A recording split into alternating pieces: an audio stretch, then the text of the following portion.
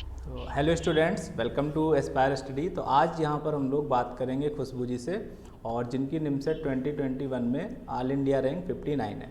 तो सबसे पहले खुशबू जी, आप अपने बारे में बताएं कि आप कहाँ से हैं और आपने बीएससी किया है कि बीसीए किया है, और कैसे आपने जो है स्टार्टिंग की थी कि एमसीए की प्रिपरेशन हमको करनी चाहिए।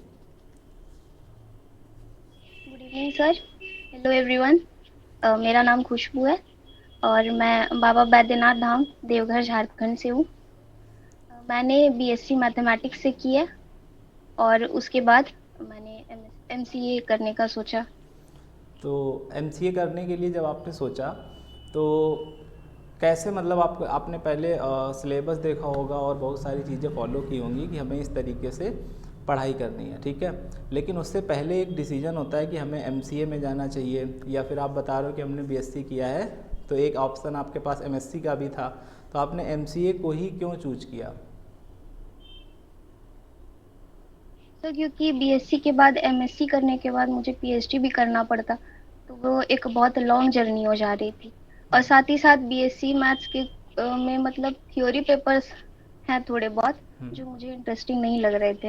अच्छा। तो इसलिए मैंने फिर स्विच करने का सोचा और थोड़ी बहुत रिसर्च करने के बाद मुझे एमसीए के बारे में पता चला। और जब इसका सिलेबस देखा तो देखा कि ये मेनली ट्वेल्थ बेस्ड है, मीन्स क्लास ट्वेल्थ के बेसिस पे ही होता है इसका। और मेरा ट्वेल्थ में मैथ्स में बहुत ज़्यादा इंटरेस्ट था, तो मुझे लगा कि एग्ज़ाम मेरे लिए ही है। अच्छा, एक डाउट जो है सबसे मोस्ट ऑफ द स्टूडेंट्स में, मतलब ये डाउट रहता ही रहता है, और ख़ासकर जो बीएससी वाले बच्चे होते हैं कि सर बीएससी हम कर रहे हैं और हम एमसीए में जाएंगे तो हम कैसे वहाँ पे सरवाइव करेंगे, क्योंकि बीसीए वाले बच्चे हैं, उन्हें पहले से कंप्यूटर आता होगा, प्रोग्रामिंग आती होगी, काफ़ी सारी चीज़ें पढ़ चुके होंगे, और हम बिल्कुल जीरो हैं। तो ऐसा आपके दिमाग में कभी नहीं आया था कि कैसे एमसीए में आगे जा कर के करेंगे? हाँ, थोड़ी बहुत तो प्रॉब्लम हुई।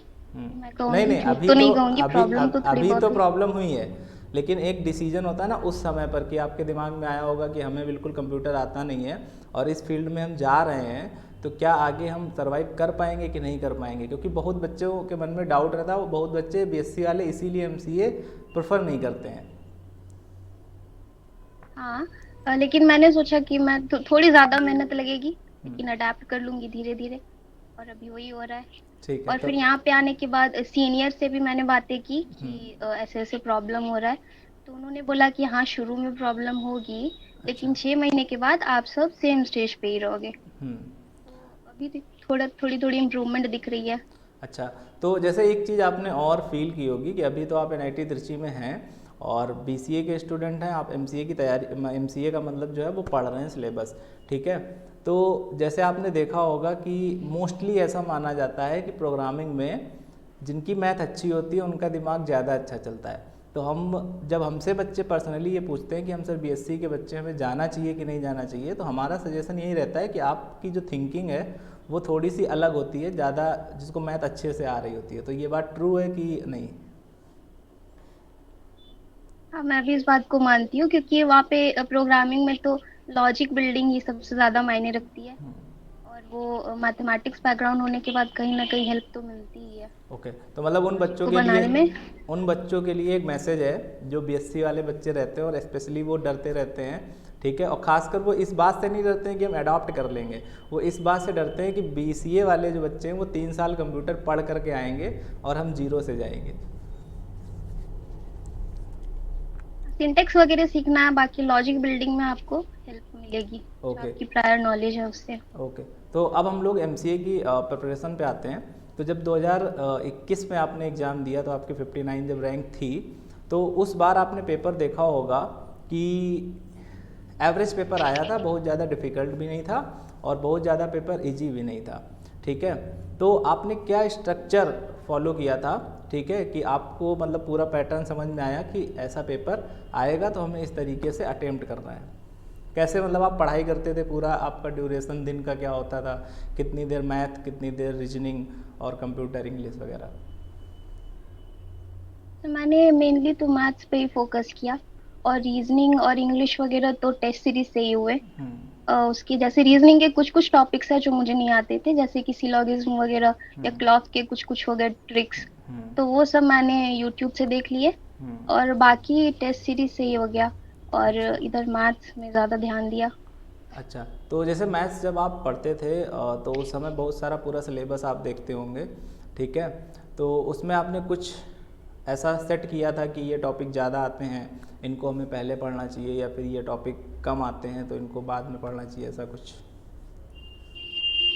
यस, मैंने देखा कि किसका वेटेज ज़्यादा है और किसमें मैं ज़्यादा कंफर्टेबल हूँ, तो मैंने उससे ही स्टार्ट किया। अच्छा जैसे अच्छा। कि मेरे कैलकुलस वगैरह ठीक थे पहले से ही, तो मैंने उन सब से ही स्टार्ट किया ताकि थोड़ा थोड़ा कॉन्फिडेंस बिल्ड हो। ओके उसके बाद फिर जो मुझे टफ लगते थे उसके तरफ गई। ओके। और मीन्स सिलेबस को ध्यान में रखते हुए, ये नहीं कि किसी टॉपिक में अंदर गए तो डूब ही गए। आपको पता होना चाहिए कि बाउंड्री कहाँ है, कहाँ तक आपको पढ़ाई करनी है। एग्जैक्टली। मतलब ये एडवांस तक नहीं पढ़ लेना है, आपको पता होना चाहिए। उसके लिए आपको प्रीवियस ईयर्स भी देखते रहने चाहिए, जिससे आपको पता लगता है कि कहाँ तक आ सकता है, और ओके उसको माइंड में रख के मैंने प्रिपेयर किया। ओके। तो जैसे जब आपने सिलेबस कंप्लीट किया हुआ और फिर उसके बाद में आपने टेस्ट देना शुरू किया, तो जैसे हम आज आपके टेस्ट का देख रहे थे पूरा चार्ट, तो स्टार्टिंग में आपके टेस्ट में मार्क्स कम आते थे, और इवन जो मैराथन हुए थे 1 2 3 करके, तो किसी में आपके नंबर 450 थे, किसी में आपके नंबर 550 थे, 600 भी थे, ठीक है? तो जब मार्क्स आपके ऊपर नीचे होते थे टेस्ट में, ठीक है, तब आपके अंदर क्या फील आता था? और आपने जब टेस्ट देना शुरू किया था तब आपका सिलेबस पूरा ख़त्म हो चुका था कि आप पढ़ रहे थे उस समय?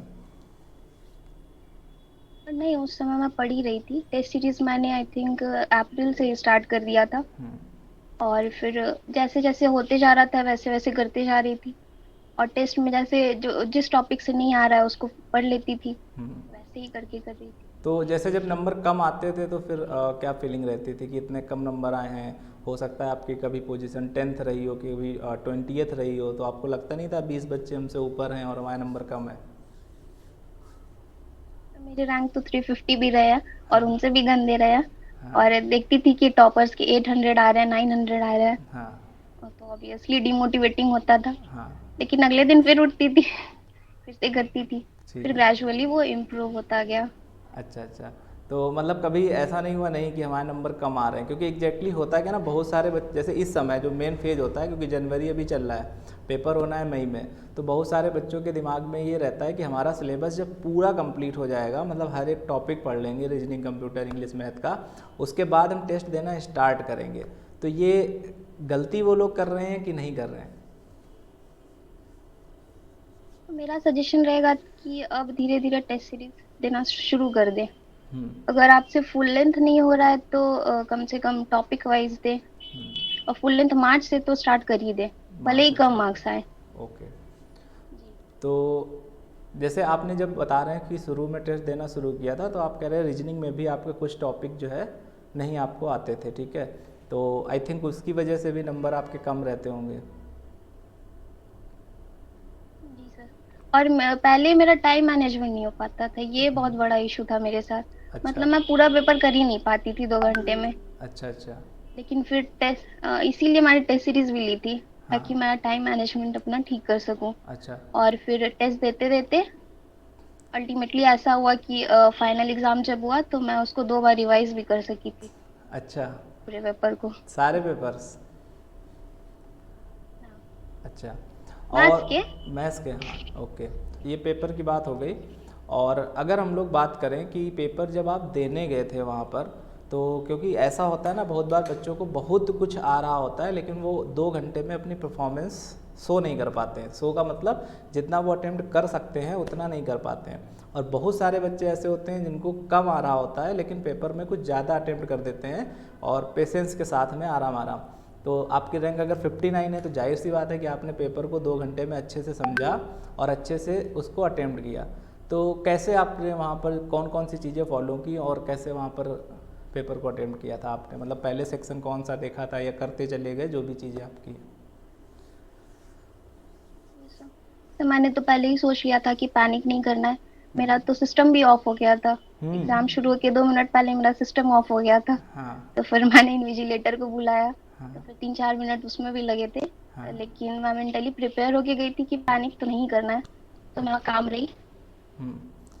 तो और उस उसके बाद बताइए। मेरी मेरी स्ट्रैटेजी यही थी कि कम से कम जो आता है वो छोड़ के नहीं आना है, वो वरना छोड़ उसका के नहीं रिग्रेट आए। बहुत ज्यादा होता है। हाँ, क्योंकि हमने जब ज्यादा अटेम्प्ट नहीं करना लेकिन। हमें जब याद है लास्ट सेशन हमने लिया था तो यही बोला भी था कि मैटर ये नहीं करता है कि आप कितना कर पाते हो, मैटर ये करता है आता हुआ छूटना नहीं चाहिए। यस। हाँ। और किसी भी एग्जाम में 100% अटेम्प्ट तो करना नहीं होता है, तो आप एक प्रॉपर प्लानिंग लेके चलो कि आपको कितने क्वेश्चंस अटेम्प्ट करने हैं। कितने क्वेश्चन अटेम्प्ट करने हैं। तो एक चीज़ और, जैसे ये पेपर का हो गया जब आप देने गए, प्रिपरेशन का हो गया आपका। अब मेन जो था इसके बीच का टाइम और जो कि होता है रिवीजन का, तो आपने कैसे रिवीजन किया और कैसे उसको फॉलो किया? और दूसरी बात, जब आप एग्ज़ाम देने जा रहे थे तो उससे पहले आपकी फीलिंग मतलब किस एनआईटी की थी, कि हम तिरची जाएंगे, कि सूरत कल जाएंगे, कि इलाहाबाद जाएंगे, क्या होगा? तो मेरी फीलिंग तो थी कि इलाहाबाद तक मिल जाए तो बहुत अच्छा है। हाँ। ट्रिची के बारे में मैंने कभी नहीं सोचा था, टू बी हाँ। ऑनेस्ट। अच्छा। लेकिन ट्रिची मिलेगा, इससे अच्छा क्या हो सकता है। हाँ, तो प्रिपरेशन की मतलब जो रिवीजन की प्लानिंग थी वो क्या थी, मतलब कैसे? सर रिवीजन तो मैंने वही टेस्ट सीरीज से ही किया, हम्म। और प्रीवियस ईयर्स मैंने बहुत किया, मीन्स हर ईयर के मैंने 3-4 बार सॉल्व किए हैं। 3-4 बार तो आई किए। थिंक उससे एक दिमाग में प्लानिंग आ गया कि किस टाइप के क्वेश्चन आ सकते हैं। ओके। और मुझे लगा कि 2021 में मतलब क्वेश्चन देख के मुझे लगा नहीं कि कुछ अलग आ गया है। हाँ। पता नहीं लोग क्यों कह रहे थे कि अनएक्सपेक्टेड था। हाँ, नहीं बट मेरे अनएक्सपेक्टेड मुझे तो लग रहा था कि आई जैसे थिंक, मैंने क्योंकि अनएक्सपेक्टेड तो था नहीं, क्योंकि हमने बताया भी था, सेशन तुरंत लिया था, हमने कहा था पेपर एवरेज था। ठीक आया, एवरेज आया है। ओके। तो अब जो आगे के बच्चे हैं 2022, 23, 24 के, तो उनको आप क्या सजेस्ट करना चाहेंगे, कैसे पूरे साल तैयारी करें और कैसे अपने आप को मोटिवेटेड रखें कि हमें लास्ट एग्ज़ाम के डे तक पढ़ना है और पेशेंस के साथ में एग्ज़ाम देना है? तो कैसे, क्या मैसेज आप देना चाहेंगे?